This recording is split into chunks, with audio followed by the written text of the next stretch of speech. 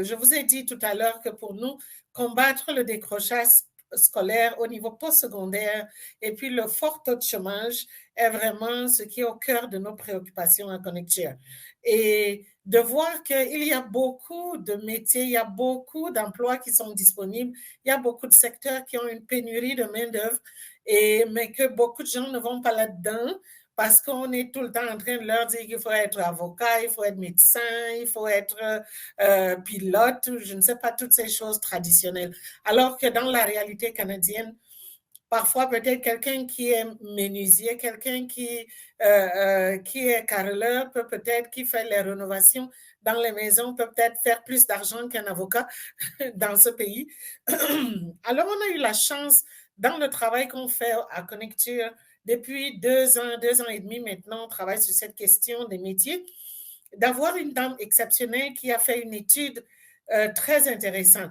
Et que l'idée, c'est vraiment qu'elle vienne partager les résultats de cette étude sur comment on peut vraiment promouvoir les médias, parce qu'on veut que ce soit la responsabilité de chaque personne, pas seulement de connecter d'une organisation, que ce soit les parents, les écoles, les organismes communautaires, les entreprises, tout le monde doit embarquer là-dedans. Alors, Diane Dubois, beaucoup de gens la connaissent dans la communauté francophone. Elle est originaire de Welland et puis elle a cheminé beaucoup avec nous. Elle a été à l'origine de l'ouverture de 5 bureaux régionaux du Collège Boréal dans le centre sud-ouest ainsi que du développement du secteur de la formation permanente et d'anglais langue de travail pour les immigrants. De 2009 à l'automne 2013, elle a été responsable du campus de Toronto et du post-secondaire à titre de vice-présidente associée à l'enseignement pour le centre sud-ouest pour le collège boréal. Et elle a fait plein de choses. Alors, bonjour Diane. Bonjour, Rose Cathy. Oui, ben, ça me fait plaisir de t'accueillir aujourd'hui et puis vraiment parce que c'est très important l'étude que tu as faite, que beaucoup de gens la découvrent pour que ça devienne vraiment la bataille de tout le monde, pas seulement la bataille d'un seul groupe, pour vraiment sensibiliser d'autres personnes à vraiment prendre ce cheval de bataille, de promouvoir les métiers auprès des jeunes, parce que ça, c'est une voie très intéressante. Alors, je te laisse la piste pour que tu puisses partager les résultats de cette étude. Ben, grand merci, Rose Cathy, et bonjour. Il me fait vraiment plaisir d'être ici avec vous aujourd'hui. Donc, commençons avec la première diapo. Vraiment, comme Rose Cathy l'a dit, et passons, Daniel, le domaine des métiers spécialisés est un dossier chaud et d'actualité en Ontario. Et effectivement, j'ai écrit un rapport en avril qui propose certaines pistes à suivre afin d'encourager une pleine participation de la part des jeunes potentiellement intéressés à une carrière non traditionnelle. Prochaine diapo. Pourquoi est-ce qu'un encouragement est nécessaire? Parce que nos jeunes francophones sont plus aptes à s'inscrire à un programme universitaire que de suivre un programme collégial ou technique menant un diplôme ou certificat dans le domaine des métiers. Donc, durant cette présentation, je vais discuter des besoins en formation, présenter l'état des lieux et les programmes existants et vous expliquer les défis et peut-être proposer certaines pistes de solutions à suivre. Pour commencer, voici quelques avantages, prochaine diapo, d'une carrière dans les métiers spécialisés. Vraiment, les emplois sont en demande et il y a un excellent potentiel de revenus. Il y a une grande utilisation de technologies de pointe qui peut intéresser plusieurs de nos jeunes qui sont dans le monde de la technologie. L'emploi est souvent rémunéré durant l'apprentissage, donc on peut apprendre en faisant de l'argent.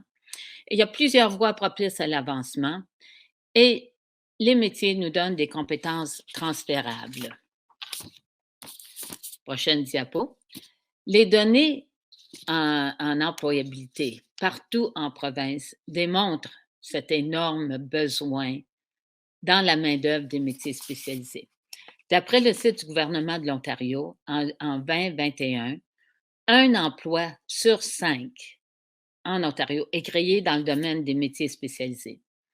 Et d'ici 2025, on s'attend à ce que la pénurie d'ouvriers spécialisés atteignera 1,2 million de personnes.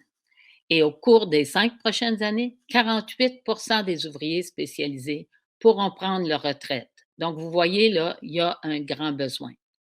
Et en ce moment, l'Ontario priorise la formation dans les métiers spécialisés et investit beaucoup d'argent et lance plusieurs appels d'offres. Donc, c'est un temps intéressant. Prochaine diapo. Le Peel Halton Development Group dans la région a publié un rapport en 2020 qui démontre que malgré qu'il y a 144 métiers spécialisés en Ontario, seuls 5 d'entre eux comptent pour 75 des compagnons licenciés, ce qu'on appelle en anglais Registered Journey Person. Ceux-ci sont électriciens, électriciennes, techniciens, techniciennes d'entretien automobile, coiffeurs, coiffeuses, mécaniciens ou mécaniciennes de camions et transports, plombiers ou plombières. Donc, prochain point, l'apprentissage des métiers en Ontario s'effectue au travers de divers parcours selon les besoins et l'âge des apprentis. Donc, pour les 18 ans et plus, il y a le programme d'apprentissage diplôme où l'apprenti poursuit un programme d'études collégiales combiné à une formation correspondante pour un métier spécialisé. Puis suite à l'achèvement, l'apprenti reçoit un certificat de qualification professionnelle suite aux heures qu'il a travaillé dans le métier avec son diplôme collégial. Donc, en plus d'apprendre la terminologie bilingue aussi liée au métier, les apprentis ont accès à une multitude d'incitatifs financiers. L'autre choix, pour les plus de 10 ans, c'est de suivre un programme de pré-apprentissage ce sont des projets financés par le ministère des collèges et universités et ont pour but d'aider les personnes voulant suivre un programme d'apprentissage, mais qui ont besoin d'une formation préparatoire et qui ont besoin de travailler en même temps. Donc, ces programmes sont disponibles à travers divers organismes. Mais il y a plusieurs programmes pour les élèves des écoles secondaires et ici, c'est ce qui nous intéresse. Ils sont offerts via le ministère de l'Éducation. En premier lieu, il y a le programme d'apprentissage pour les jeunes de l'Ontario qu'on appelle le PAJO. Ça, c'est un programme transition école-collège. Les élèves de 11 et 12e année qui sont âgés de 16 ans et ont accumulé un minimum de 16 crédits. Les jeunes font un placement travail, obtiennent des crédits d'éducation coopérative et des crédits envers leur diplôme secondaire et peuvent faire leur secondaire en se préparant dans le métier de leur choix. Le deuxième programme, c'est les majeures hautes spécialisations, les MHS, qui sont un programme qui satisfait les conditions pour le diplôme d'école secondaire pour nos jeunes, mais en leur donnant aussi la chance d'acquérir des connaissances spécifiques à un secteur économique dans lequel ils envisagent de faire carrière. Le troisième programme, c'est le programme à double reconnaissance de crédit, ce qu'on appelle des DRC, qui permettent aux élèves du secondaire de suivre des cours postsecondaires dans un collège ou faire une formation en apprentissage dont les crédits comptent pour leur diplôme secondaire.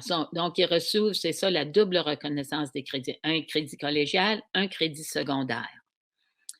La DRC facilite le passage de nos élèves de l'école secondaire au collège et à l'apprentissage. Ensuite, le quatrième point, c'est l'éducation coopérative. Les élèves de la 11e, non, avant ça, Oui, les élèves de la 11e et 12e accumulent des crédits en effectuant un stage en milieu de travers. De travers. Donc, c'est quelque chose qui leur donne de la formation et l'expérience pratique.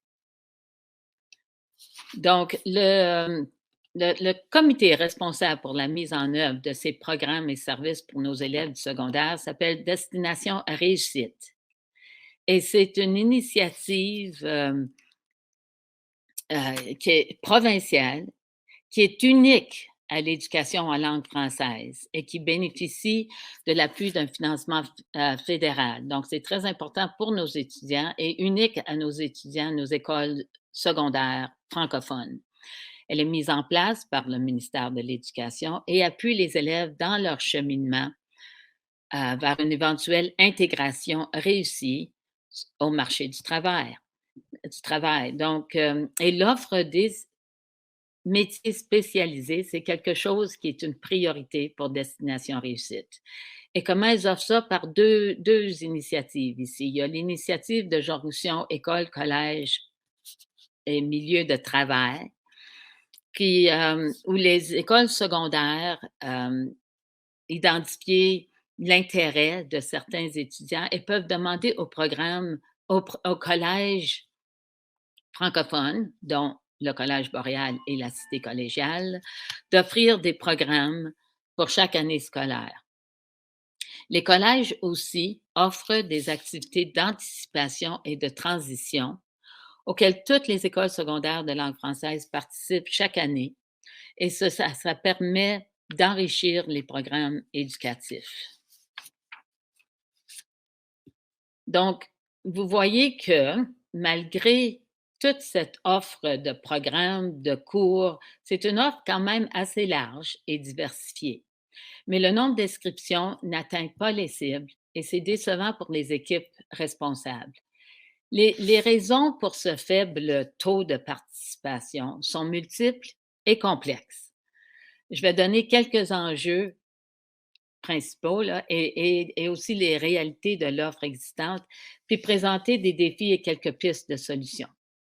Donc, ici, on voit le numéro 1 est le manque de connaissances et donc d'intérêt de la part des élèves, des parents, des orienteurs, enseignants et des employeurs vis-à-vis une carrière dans les métiers spécialisés et technologiques. Il y a un stigma très négatif qui existe dans notre communauté francophone envers les métiers spécialisés.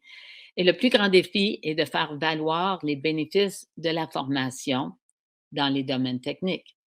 La communauté issue de l'immigration comprend mal les métiers spécialisés et leur importance à l'économie provinciale. Puis en plus, les parents, souvent des immigrants, on en a parlé dans la dernière atelier, ont des aspirations universitaires pour leurs enfants et sont moins aptes à encourager un parcours collégial en apprentissage. Et la communauté scolaire, c'est-à-dire les enseignants, les orienteurs, sont tous des diplômés de notre système universitaire. Puis souvent comprennent mal le monde de l'apprentissage. Puis à cause de ce manque de confiance, ils n'ont souvent pas tendance à promouvoir les métiers spécialisés. Donc, il faut organiser une campagne de sensibilisation pour exposer les mythes et les réalités des métiers. C'est la culture des métiers qu'il faut créer dans notre communauté et valoriser aussi afin de défaire le mythe que la seule voie postsecondaire est une éducation universitaire. Et comment faire ça? Ben, d'organiser un forum pour les parents, organiser des journées pédagogiques avec des visites d'entreprises ayant besoin de main-d'œuvre spécialisée. Il faut accroître le nombre de cours et d'activités d'introduction aux métiers spécialisés, organiser des tournées en industrie, des journées de sensibilisation. Et il faut commencer la sensibilisation des métiers spécialisés plus tôt dans le cheminement scolaire, probablement vers la 3e à la 7e année. Et toutes les activités dans nos écoles devraient avoir une composante sur les métiers spécialisés. Le deuxième grand défi, et le manque d'infrastructures physiques pour l'offre de formation dans le domaine. Nos écoles secondaires francophones dans le centre-sud-ouest n'ont pas d'ateliers et d'installation propices à une formation technique. Donc, qu'est-ce qu'on peut faire? Une collaboration avec les conseils et collèges de langue anglaise n'est pas optimale du point de vue des francophones. Puis il y a un consensus de trouver des solutions pour et par les francophones et d'éviter les négociations avec les institutions de langue anglaise. Il y a les syndicats qui ont des centres de formation et qui sont très ouverts à travailler avec les conseils scolaires en offrant des journées de portes ouvertes et à travailler pour offrir des certifications, de l'information, toutes ciblées en salle de classe technique. Il y a des ententes qu'on peut faire aussi avec l'industrie privée. Et dans ce cas-ci, c'est l'enseignement bilingue qui est à concilier parce que la formation pratique pourrait se faire en anglais, mais les cours du secondaire seraient offerts en français. Il y a des niveaux 1 d'apprentissage clés qui sont offerts sur place à Montréal, à Sudbury ou à Ottawa, à la Cité. Mais pour encourager nos jeunes de se rendre dans ces villes-là, il faut vraiment avoir un transport et un hébergement payé. Donc, ça prend un financement assuré et ça prend aussi un encadrement collaboratif sur place par des responsables, des paliers collégiales et secondaires. Ça, c'est critique à la réussite des étudiants. Dans la meilleure des mondes, il y a une salle de classe mobile financée par tous les intervenants francophones et accessible uniquement aux élèves de la communauté francophone. Ça serait idéal. Et on pourrait, Skills Ontario, Compétences Ontario, ont des salles de classe mobiles et on pourrait tenter un projet pilote par l'entremise de Skills Ontario pour une période de 3 à 4 semaines aussi à faire. Et il y a toujours aussi une location, une construction d'un bâtiment par et tout pour les intervenants francophones et accessibles. Mais la mise en œuvre d'une construction risque d'être complexe et demanderait une collaboration étroite et ouverte et un financement important et équitable de la part de toutes. Et le territoire qu'on couvre est très grand, donc c'est un défi. L'autre troisième défi est qu'il existe une grande pénurie de professeurs qualifiés et les nouvelles exigences ministérielles pour enseigner dans une école secondaire sont des enjeux importants. Il y a un besoin de flexibilité de la part des conseils et donc d'une ouverture de la part du ministère de l'Éducation pour trouver des gens, des métiers voulant enseigner. Les conseils pourraient établir une catégorie de profs polyvalents dans leur aptitude. Disons, un prof de maths qui peut aussi enseigner la construction ou le soudage. Ou encore, il faut identifier un individu qui est qualifié et ensuite bâtir une offre de formation autour du métier spécifique de cette personne. Et une autre option est un enseignement collaboratif avec un enseignant francophone accompagné d'un journeyman qualifié dans son métier. Donc, passons à la quatrième grande difficulté, c'est d'identifier et de recruter des employeurs voulant accepter nos élèves des coops et du PAJO. Les conseils scolaires semblent avoir beaucoup de difficultés à identifier des employeurs potentiels pour les élèves voulant faire un stage en milieu de travail. Les agences pourvoyeurs de services financées par le gouvernement pourraient offrir des incitatifs financiers pour encourager les employeurs à prendre des élèves et ça se fait, mais il faut l'encourager. Quelques régions produisent des guides pour les employeurs potentiels qui offrent énormément d'informations et de ressources pour les appuyer, les encourager à accepter des élèves dans coop et PAJO. Il faut aussi absolument avoir une grande ouverture et une collaboration au sein des conseils scolaires de langue française avec tous les intervenants pour contrer la difficulté d'atteindre les chiffres minimums pour une offre, surtout ici dans le centre-sud-ouest. Le dernier défi est que différents ministères gouvernementaux touchent l'offre des métiers spécialisés. Il semble souvent y avoir un manque de communication et de collaboration entre les différents paliers. Le ministère du Travail, de la Formation et du Développement des compétences est responsable, gère tout le dossier des métiers. Mais le ministère des Collèges et des Universités est responsable de la gestion de nos collèges d'art appliqués. Le ministère de l'Éducation s'occupe des écoles secondaires. Et en plus de ces ministères provinciaux, il y a le ministère de l'Emploi, du Développement de la main-d'œuvre et de l'inclusion des personnes handicapées fédérales, qui est du gouvernement fédéral et qui investit aussi des fonds. Donc, quoi faire avec toute cette information? Pour terminer, voici quelques recommandations à mijoter. Premièrement, que tous les intervenants intéressés à démystifier les métiers spécialisés se concertent pour coordonner une grande campagne de sensibilisation ciblant les élèves, les parents, les employeurs et tout le personnel scolaire.